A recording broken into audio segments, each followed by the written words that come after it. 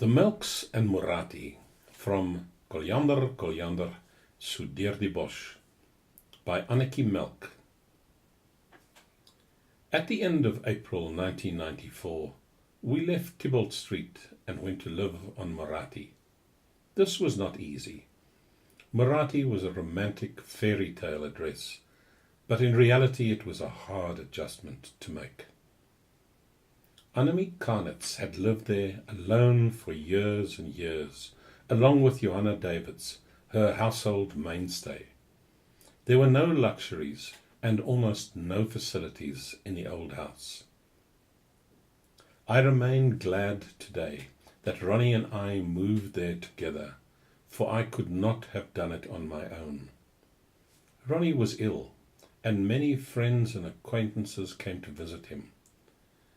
As was our custom, there would always be a glass of wine and something to eat on offer.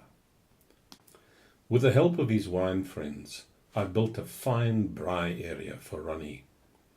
There he could attend to his fire, preparing meat or making potjiekos for his friends.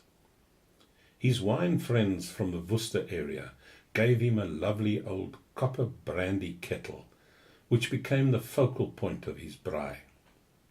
I attended many auctions until I found a large 16-seater dining room table for the old house, and thus our culture of food and wine became established at Muratie.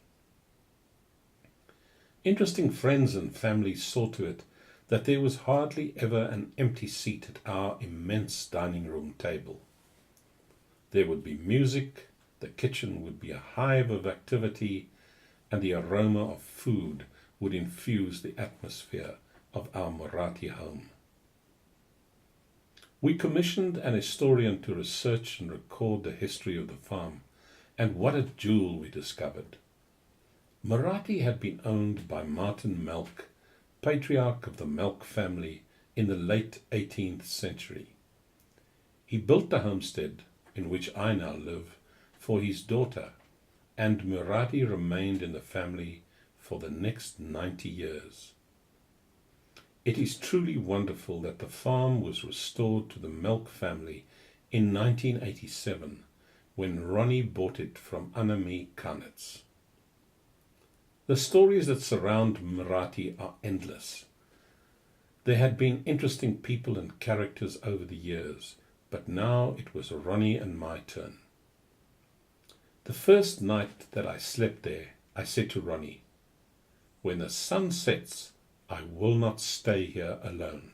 Well, the sun has set, and I have stayed on alone, and I continue to stay on alone, and I do so very happily. The enjoyment of food was always important to us, and at Muratie, Ronnie and I threw ourselves into this aspect of our lives together with even greater enthusiasm. We infused new life into the old homestead, and the dining room table was always occupied for Sunday lunch, with leg of lamb, roast beef, roast pork, springbok leg, and similar family recipes. One or two friends were always invited to join us, and at the end of such family meals, our glasses would be raised, and Ronnie would sing the family anthem. "Come, landlord, fill the flowing bowl." Thus we enjoyed so many meals, where wonderful stories were told, and friends from all over the world were made. Johanna was always in the kitchen. At first she looked at us askance, especially me. I had, after all, taken the place of her beloved Annatjie. But later she decided that I wasn't so bad after all.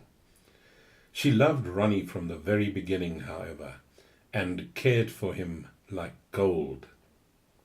So much so that she would have a skellum cigarette with him behind my back. Johanna still lives on Muratie today, although she has retired. She lives in a fine house and comes once a week to brighten my home with flowers and to shine the household copper and silver. She tells me who is sick, who has died, and whom she has had to bury. No one really knows how old Johanna is. She speaks a lingo of her own, and she is beloved by the whole family. We are unbelievably fond of her.